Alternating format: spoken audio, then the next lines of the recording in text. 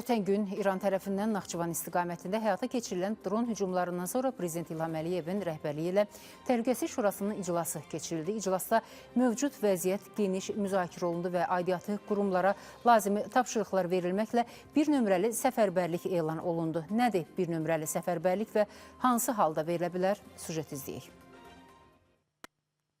Biz bu əsassız terror aktı ilə Azərbaycana qarşı törədilmiş təcavüzlə barışmayacağıq. Silahlı qüvvələrimizə təlimat verildi ki, cavab tədbirləri hazırlansın və həyata keçirilsin. Naxçıvana Molla rejimi tərəfindən edilən xain hücumu ölkə başçısı terror aktı adlandırdı. Baş verən hadisəyə dövlət başçısı tərəfindən hüquqi və siyasi qiymətlə gecikmədi. Elə bu məqsədlə Təhlükəsizlik Şurasının iclasından sonra dövlət başçısı tərəfindən Müdafiə Nazirliyi, Sərhəd Qoşunları və digər xüsusi xidmət orqanlarına bir nömrəli səfərbərliklə bağlı göstərişlər verildi. Bir nömrəli səfərbərlik 44 günlük müharibədə də olub. Yəni o vaxtda bir nömrəli səfərbərlik vermişdi bütün qurumlara. Yəni burada tək söhbət Müdafiə Nazirliyi ilə getmir.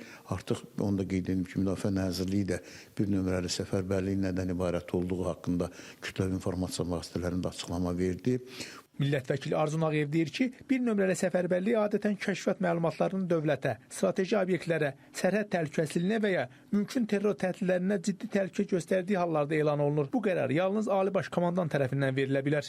Təsəvvür edin ki, vəziyyət o dərəcədə kritik bir hal aldı ki, dünənə qədər bizə istər inancla bağlı, bir qardaş dövlət kimi, qonşu dövlət kimi təbii ki, bizim münasibət bəslədiyimiz bir dövlətə qarşı məhz belə bir səfərbərlik, bir nömrəli səfərbərlik elan olundu.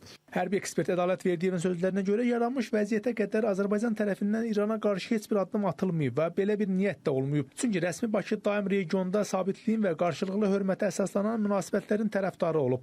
Bütün bunlar eyni zamanda ölkənin mümkün hərbi dövrə hazırlıq məqsədi ilə atılan zəruri addımlardır.